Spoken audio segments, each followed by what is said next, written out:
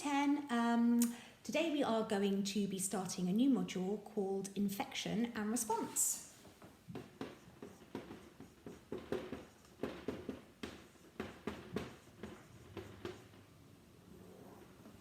Okay, and the first thing I want to talk to you about is pathogens. Now, not all microorganisms, or microbes as they're called,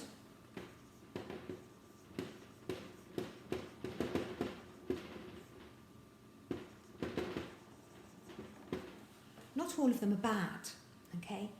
The bad ones are known as pathogens. So the pathogens cause disease. Okay, so microorganisms, not all of them are bad. If you think about friendly gut bacteria, that's a good example. But the ones that cause disease are known as pathogens. Now, there are 4 different types of pathogens that you need to learn for this module. The smallest one is a virus. And specifically, you need to learn the following viruses. So we've got HIV, the virus which is responsible for AIDS. We've got measles. And then we've also got a virus that affects plants called TMV, which stands for the tobacco, mosaic virus.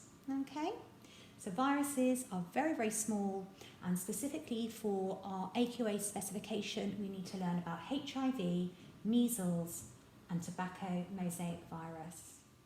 Okay, the next one in size is a bacteria.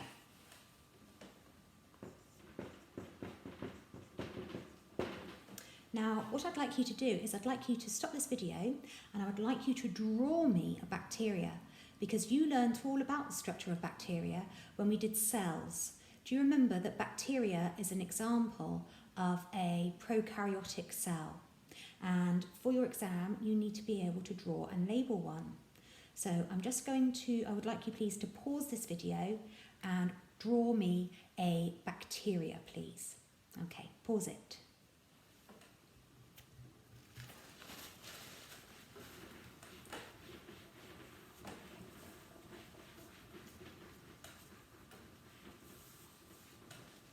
Okay, the thing about a prokaryotic cell, a bacteria, is that it doesn't have membrane-bound organelles. It has a thick cell wall, okay, made out of peptidoglycan, and it also has a membrane on the inside, but after that, no other membranes. Probably the other really important thing is that its DNA is circular and it doesn't have a nucleus. All right, so we have circular DNA, and we have a cell wall, not made out of cellulose like a plant cell does, but made out of peptidoglycan. And on the inside, it has a cell membrane, but that's the only membrane that you're going to see in the cell. It has cytoplasm, which is normal. Okay, it might have a little cell tail to help it swim called a flagella. And it might have a mucus capsule to stop it from drying out on the outside.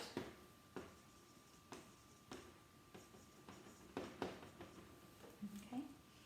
The other thing that it might have are little copies of DNA called plasmids. So if a bacteria has got a useful gene, one maybe that makes it resistant to antibiotics, it might want its friends to also have this gene. So it makes a copy called a plasmid, and then through a little tube, it will send that plasmid to his friend. And then the bacteria next door, the friend will then also have the gene that stops it from being antibiotic resistant. Okay, so that's just a little bit of revision really, back from your cells module. The other thing which is quite important is that bacteria cells, all right, prokaryotic cells, tend to be 10 times smaller than a eukaryotic cell, than a plant or an animal cell.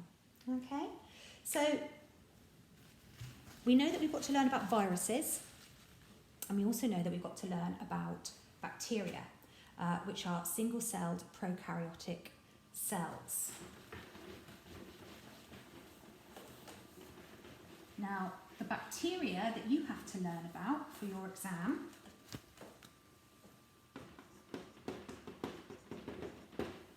are gonorrhea, which is a sexually transmitted disease,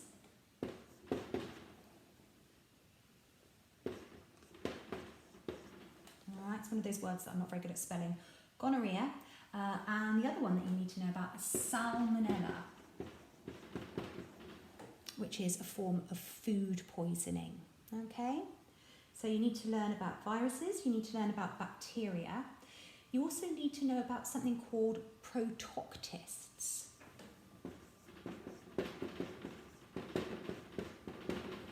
Okay? Now, the only example that you need to learn about for protoctists is the malaria parasite. So it's carried by the vector, a mosquito, and then it's implanted into your blood when they bite you. So protoctists are single-celled eukaryotic organisms. So they're made out of single eukaryotic cells. Okay, and then finally, the other one that you need to learn about. So malaria is caused by protoctists. Is fungi or fungus. Now they can be as large as a big mushroom, can't they, or a big toadstool. And the examples that you need to learn for your exam are athlete's foot, lovely, and also rose black spot.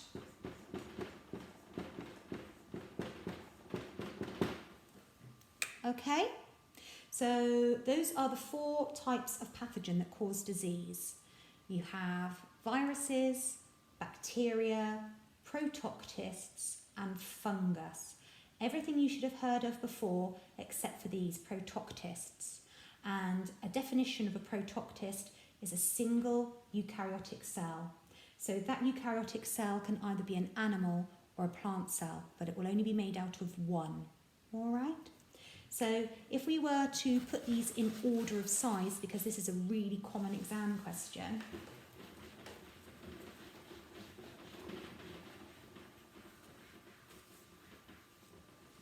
actually pause the video and can you do it for me from what I've just told you? So pause the video and write down in order of size those 4 different pathogens.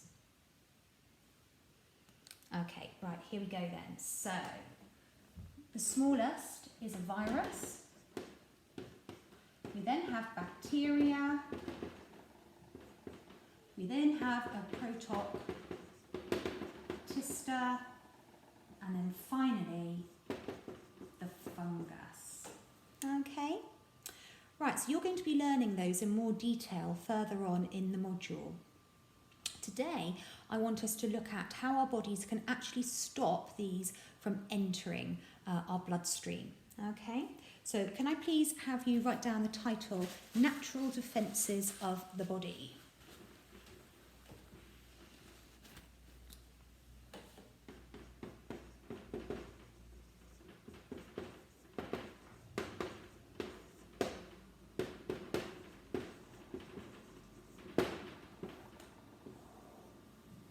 Okay, there are actually quite a few, but the 2 main ones are, number 1, skin. All right, pathogens cannot get past your skin. That is the biggest barrier that you have for pathogens getting into your body. If, however, you cut yourself, then the platelets in your blood, which we learnt about when we did the circulatory system, will all clump together to form a clot, a blood clot, and then that will dry to form a scab. So it will seal up the skin when it gets broken. So we have blood clots made from platelets that then form a scab. Okay. The third most important one is going to be the stomach acid. So people think that you've got stomach acid inside your stomach to dissolve the food and to digest it. Well, that's not strictly true. Your enzymes do that job for you. The reason why you have a really strong acid in your stomach is to kill the bacteria and viruses and pathogens that enter if you eat infected food or dirty food or food that's gone out of date, or even if you put your hands in your mouth after touching an infected surface. So hydrochloric acid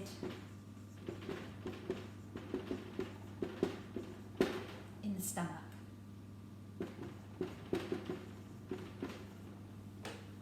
Okay, we have other things as well that help us. So you have earwax to stop pathogens from entering your ear. Your tears are salty so that they kill pathogens and stop them from entering into your eyes. The salt on your skin from your sweat will also kill bacteria. Okay? So if you can think of any others, that would be great, but those are the ones that you are going to get exam questions on. Right, I'm going to stop the video here, and I would like you please to use your textbooks and the internet to answer these two questions, please. Okay, so name 4 ways. This is question number 1. Name 4 ways that we can lower the spread of disease or prevent the spread of disease. So name 4 ways we can prevent the spread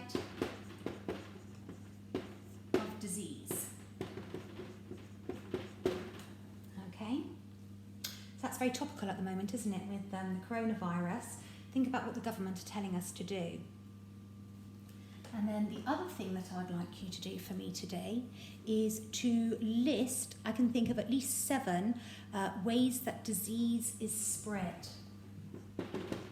There's 7 ways that disease is spread. Okay? And then finally today, number 3, I would like you to choose 2 of the diseases that I've mentioned so far. Do you remember we had for viruses, HIV, measles and tobacco mosaic virus, so you can choose one of those. For bacteria we had gonorrhea, the sexually transmitted disease, and salmonella, the food poisoning one. For fungus we had either athlete's foot or rose black spot, and for protoctista we had malaria. So choose any 2 of those, and I would like please the symptoms, and I would like how they're spread, so how they are spread,